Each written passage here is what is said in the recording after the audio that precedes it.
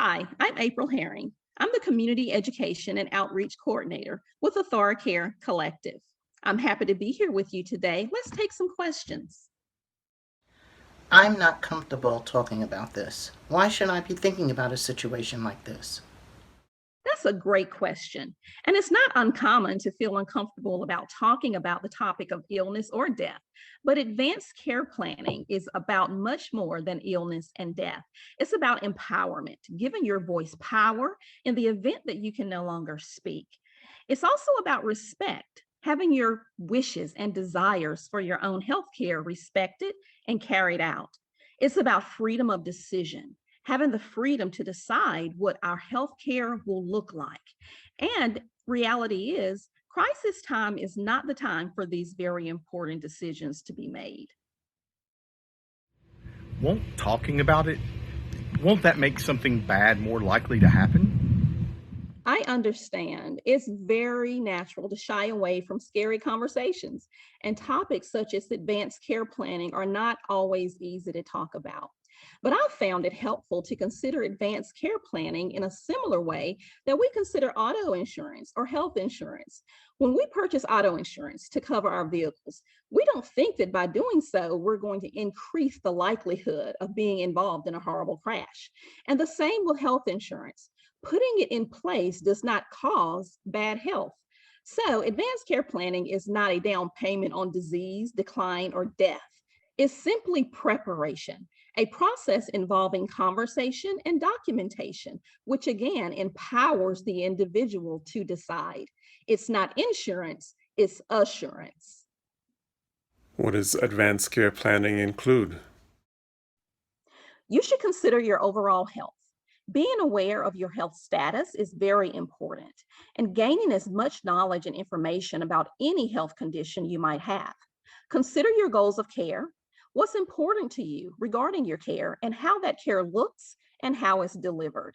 Once these considerations are made, then you express those feelings, wishes, and desires to those you love and trust. The conversation is essential to any advanced care plan. It's very important that you talk with your family, your children, spouse, close friends, your faith leaders, doctors, and other healthcare providers about your choices. And ideally, that conversation and that consideration will lead to the implementation of the formal documents that offer a detailed guide, a roadmap, if you will, for others to follow, ensuring your best interest is always the main focus. I'm always thinking about others. I've not given too much thought to my own care. What kind of considerations should I be thinking about in making my own plan? I'm so glad you asked that.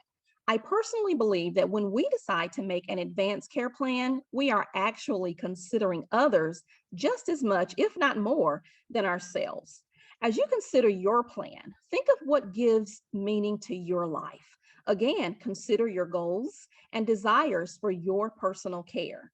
And in doing so, it's important to know that it's absolutely okay to consider the input and thoughts of others, but essentially, this is your decision.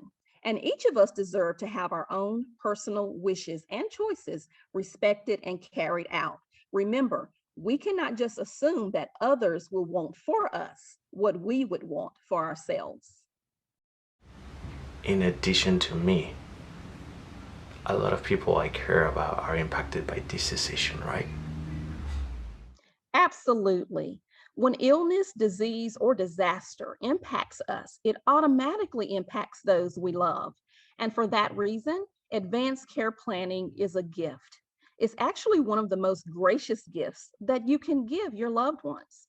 It's the gift of peace, knowing, not wondering what your loved one would want. It's the gift of relief, not having the burden of having to decide about a care treatment that you may or may not want.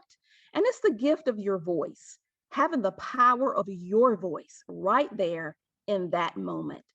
That's the gift of advanced care planning.